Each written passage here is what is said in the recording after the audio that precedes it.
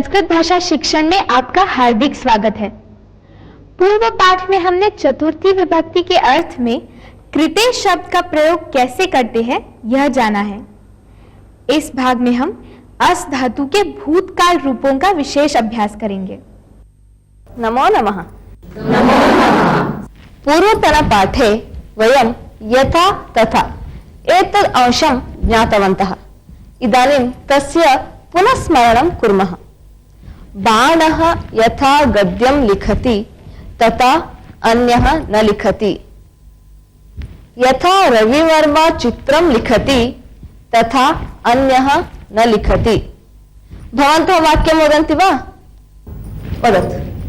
यथा कुंभकर्णः निद्रां करोति तथा विदिशा करोति। उत्तमम्। यथा माता तथा पुत्री। समीचीनम्। यथा वीणा पाठं पठति तथा सहना पठति। समीचीनम्। यथा गीता गायति तथा ब्रह्मा न गायति। उत्तमम्। यथा बीजः भवति तथा अंकुरः भवति। समीचीनम्। यथा अनघा हसति तथा अन्यः न हसति। समीचीनम्। यथा बकासुरः खादति तथा अन्यः न खादति। उत्तमम्। यथा नरेशः चित्रं लिखति तथा रमेशः न लिखति। समीचीनम्। कूपी अस्ति वा कूपी? कूपी अस्ति। जलम् अस्ति? नास्ति। कूप्यां जलं नास्ति। प्रातःकाले कूप्यां जलम् आसीत्। प्रातःकाले जलम् आसीत्। अद्य प्रातःकाले वृष्टिः आसीत्। अद्य प्रातःकाले वृष्टिः आसीत्। प्रातःकाले मंदिरे पूजा आसीत्। जवाहरलाल नेहरू प्रधानमंत्री आसीत्। आसीत्। वाक्यं वदन्ति वा भवन्तः? स्वातंत्र्य संग्राम काले कः कः आसीत्? वदन्तु। स्वातंत्र्य संग्राम काले गांधीजी आसीत्। समीचीनम्। स्वातंत्र्य संग्राम काले सुभाष चंद्र बोस आसीत्। उत्तमम्। स्वातंत्र्य संग्राम काले भगत सिंहः आसीत्। समीचीनम्। स्वातंत्र्य संग्राम काले झांसी रानी लक्ष्मीबाई। उत्तमम्। स्वातंत्र्य संग्राम काले वल्लभाई पटेल आसीत्। आसीत्। समीचीनम्। स्वातंत्र्य संग्राम काले चित्तूर राणी चेन्नम्मा आसीत्। समीचीनम्। स्वातंत्र्य संग्राम काले लोकमान्य तिलक आसीत्। उत्तमम्। स्वातंत्र्य संग्राम काले जवाहरलाल नेहरू आसीत्। समीचीनम्। स्वातंत्र्य संग्राम काले शिवाजी आसीत्। समीचीनम्। आसीत् उपयुज्य कानिचन वाक्यानि वदन्तु। वदतु। कन्याकुमार्यां विवेकानन्दः आसीत्। उत्तमम्। मथुरायां श्रीकृष्णः आसीत्। समीचीनम्। अयोध्यानगरे रामः आसीत्। उत्तमम्। धारानगरे भोजराजः आसीत्। समीचीनम्। उत्पीठिकायां पुस्तकम् आसीत्। समीचीनम्। मदर तेरेसा दयालुः आसीत्। उत्तमम्। गतसप्ताहे मम भ्रातुः विवाहः आसीत्। समीचीनम्। ह्यः मम गृहे पूजा आसीत्। समीचीनम्। विद्यालये वार्षिकोत्सवः आसीत्।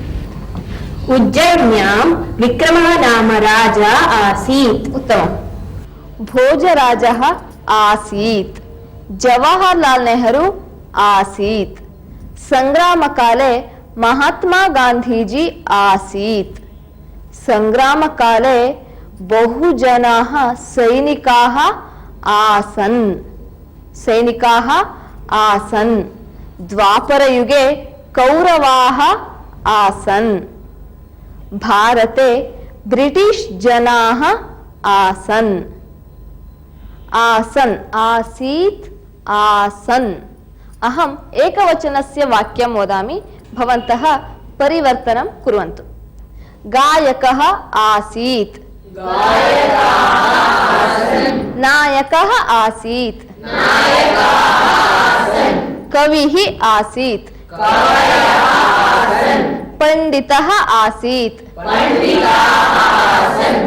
बालिका आसीत्। महिला आसीत्। बालकः आसीत् चित्रकारः आसीत् नटः आसीत् नटी आसीत् इदानीं गणद्वयं कुर्मः अत्र एकवचने वदन्ति अत्र बहुवचने परिवर्तनं कुर्वन्ति अत्र एकवचने वदन्ति तत्र बहुवचने परिवर्तनं कुर्वन्ति आरम्भं कुर्मः अत्र वदन्तु मर्कटः आसीत् समीचीनं कविः आसीत् कवयः आसन् मूर्खः आसीत् घटी आसीत् घटयः आसन् नर्तकः आसीत् समीचीनम् इदानीम् आसन् उपयुज्य वाक्यं वदन्ति वा वदन्तु वदतु फले कीटाः आसन् समीचीनं ह्यः मम गृहे फलानि आसन् समीचीनं वृक्षे फलानि आसन् उत्तमं ह्यः मम गृहे अतिथयः आसन् समीचीनं देवालये बहुजनाः आसन् उत्तमं त्रेतायुगे बहुवानराः आसन् समीचीनं गृहे मम भ्रातरः आसन् भ्रातरः आसन् पूर्वं गुरुकुलाः आसन् गुरुकुलानि आसन् पूर्वं गुरुकुलानि आसन् समीचीनं जलाशये मीनाः आसन् उत्तमं वृक्षे वानराः आसन् उत्तमं वने मृगाः आसन् समीचीनम् इदानीम् एकम् अभ्यासं कुर्मः गोविन्दः पूर्वं महाधनिकः आसीत् तस्य गृहे किं किम् आसीत् कानि कानि आसन् पश्यामः अत्र लिखितमस्ति गोविन्दस्य गृहे शुनकः आसीत् गोविन्दस्य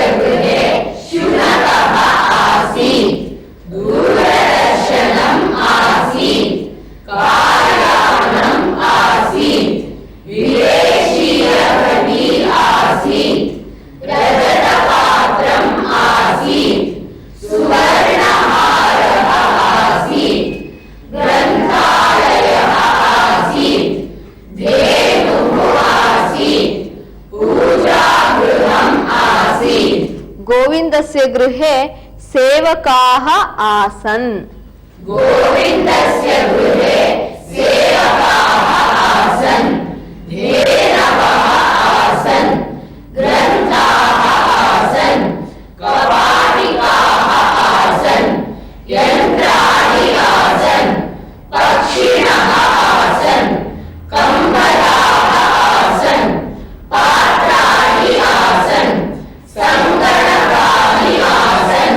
गोविन्दस्य गृहे एतानि सर्वाणि आसन् पूर्वम् आसन् इदानीं किमपि नास्ति सः बहु निर्धनः सः बालकः आसीत् सः सैनिकः आसीत् सा गायिका आसीत् अहं शिशुः आसम् अहं मैसूरुनगरे आसम् अहं गृहिणी अस्मि अहं युवतिः आसम् आसम् वाक्यं वदन्ति वा वदन्तु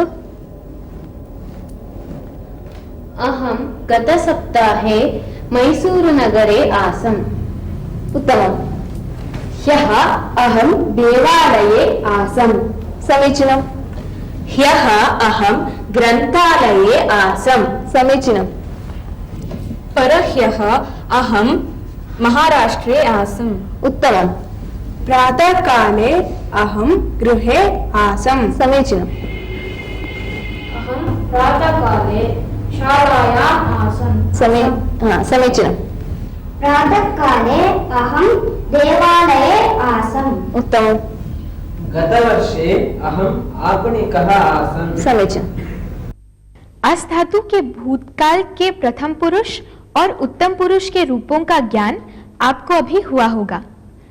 था और थे इस अर्थ में इनका प्रयोग होता है।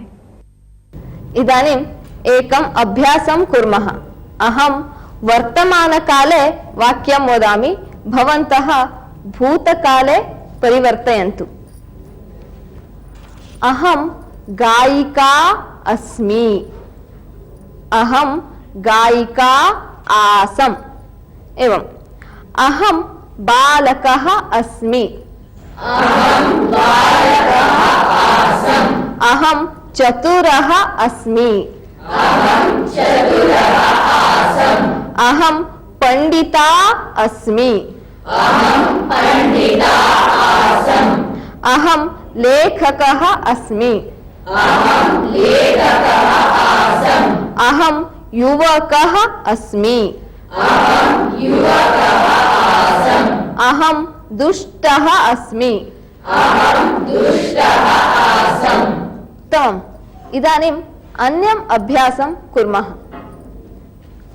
अहम् एकैकम् उद्दिश्य भवती आसीत्, भवान् आसीत् वदामि, भवन्तः अहम् आसम् वदन्तु।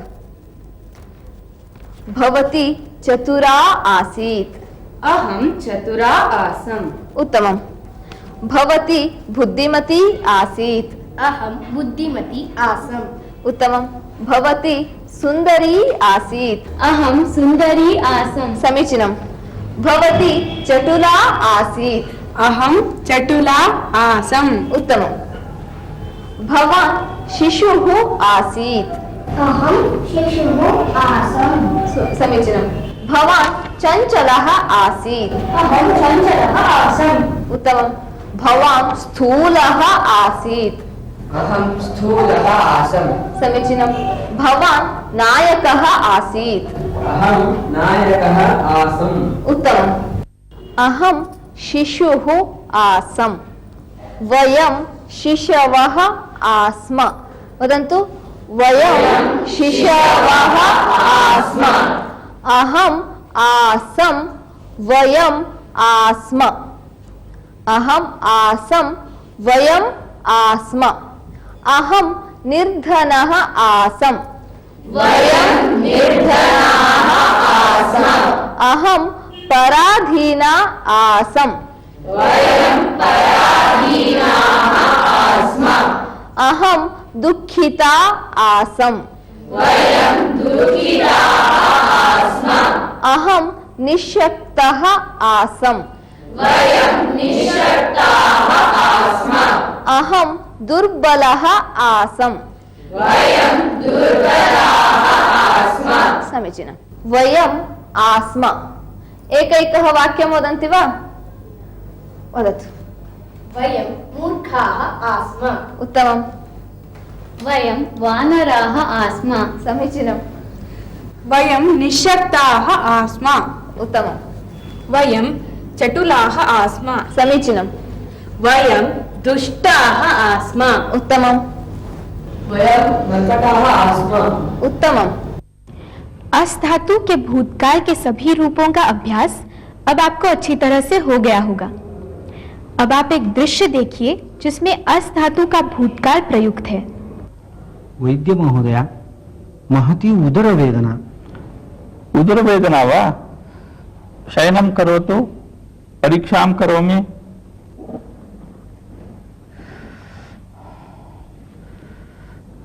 अत्र वा? न, अत्र वा? किञ्चित् उपरि। अत्र वा? हा, तत्र। जातम्। उपविशतु।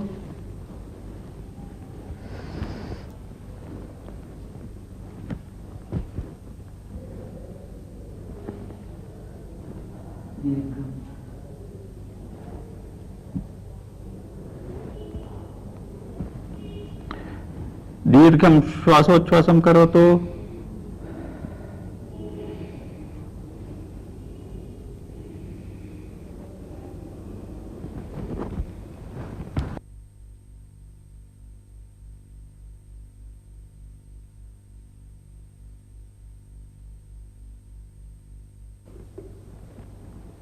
ह्यः उदरवेदना आसीत् वा? न, ह्यः उदरवेदना नासीत्। अहं स्वस्थ एव आसम्। अद्य प्रातः? अद्य प्रातः अपि नासीत्। अपराह्णे प्रारब्धम्। तदा किं कृतवान् भवान्? मम समीपे काश्चन गुलिकाः आसन्, ताः सर्वाः खादितवान्। कति गुलिकाः? 5 गुलिकाः, ताः सर्वाः खादितवान्। भवादृशाः मूर्खाः पूर्वमपि अत्र आगताः आसन्। जानातु, वैद्यस्य परामर्शं विना औषधसेवनम् अपायकरम्। पुनः कदापि एवं न करोतु। एतद् औषधं स्वीकरोतु। तथैव भवतु।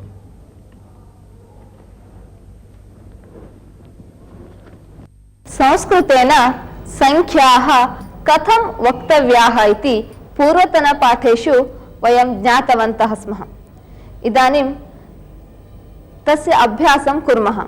एवं 1 2 3 4 5 6 7 8 9 10। यथा 1 2 3 4 5 6 7 8 9 10। इदानीं संख्यायाः एकम् अभ्यासं कुर्मः। कङ्कतम् अस्ति। 1 कङ्कतम् अस्ति।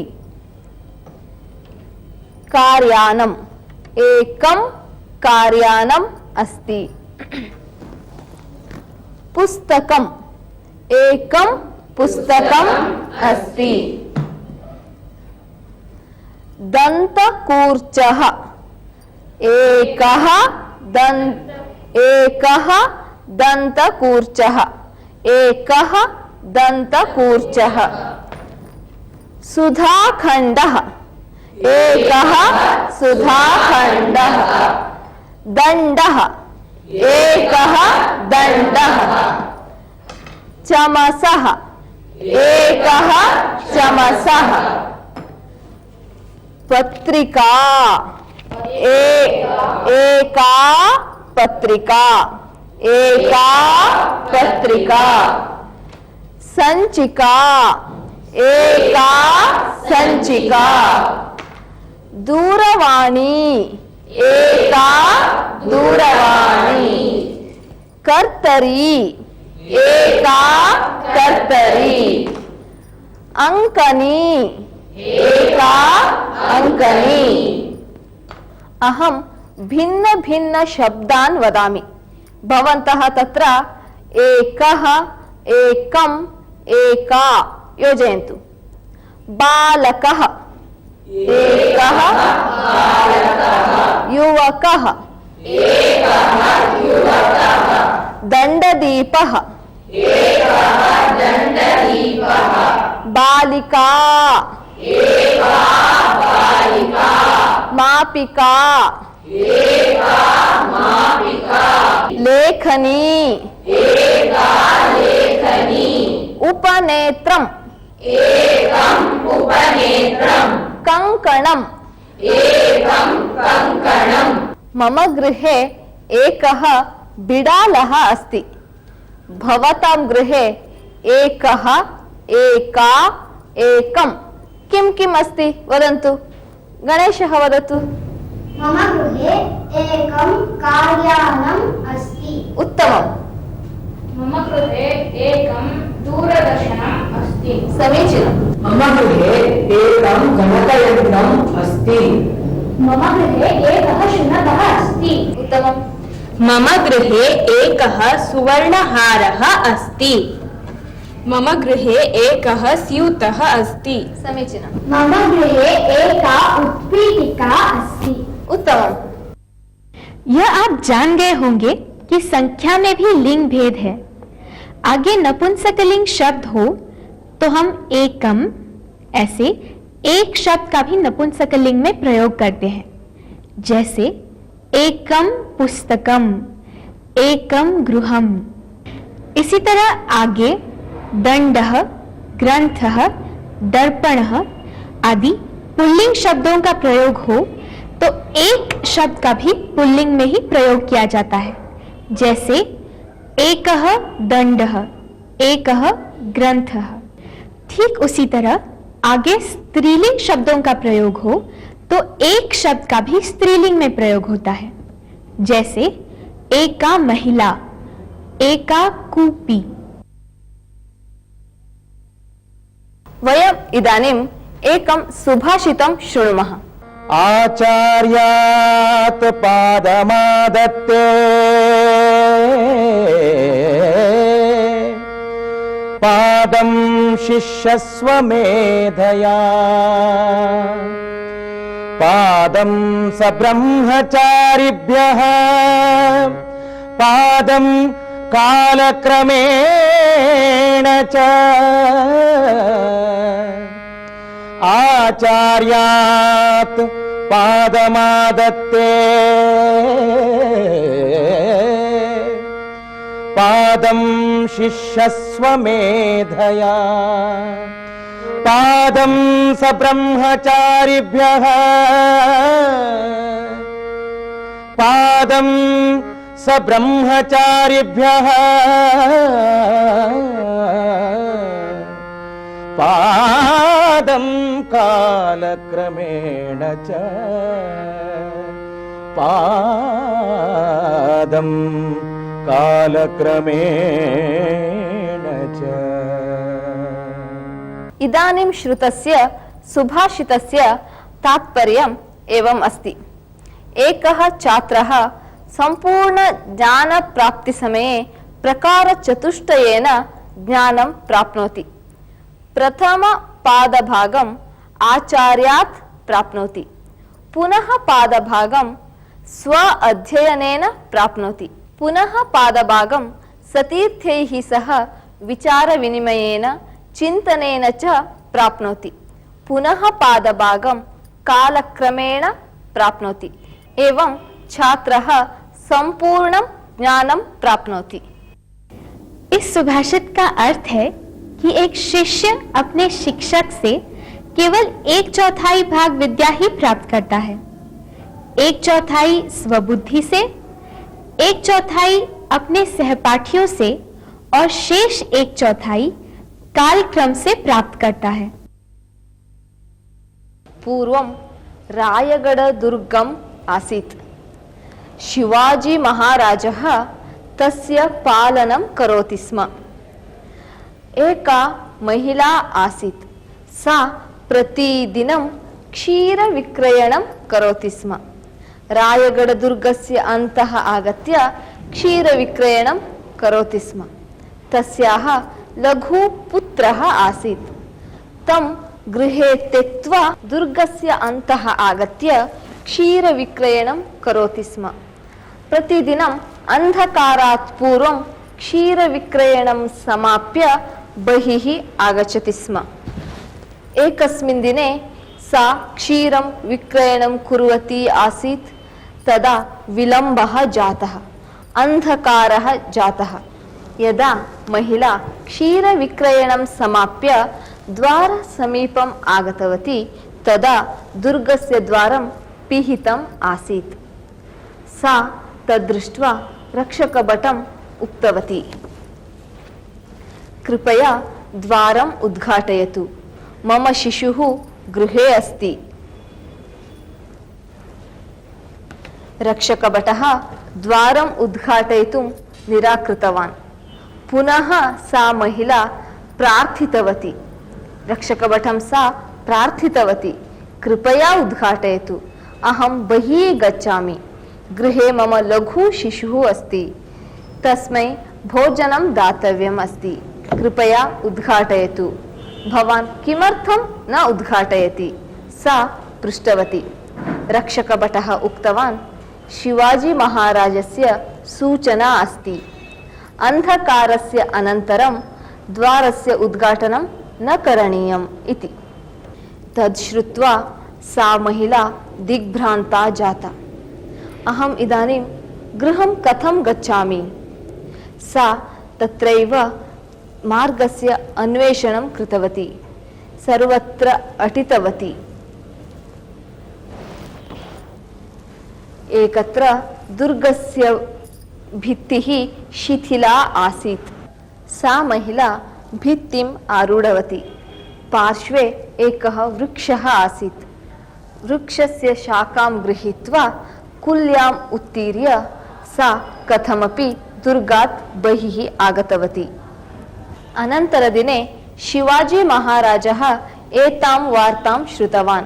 सः तां महिलाम् आहूतवान्। तां सः पृष्टवान्, भवती कथं गतवती? तदा सा उक्तवती, अहं किमपि न जानामि। तदा मम कर्णयोः केवलं मम शिशोः क्रन्दनं श्रूयते स्म। अहं कथमपि दुर्गात् बहिः गतवती। तच्छ्रुत्वा शिवाजी महाराजः सन्तुष्टः अभवत्। तस्यै महिलायै सः पारितोषिकं दत्तवान्। कथायाः अर्थः ज्ञातः? धन्यवादः। नमो नमः।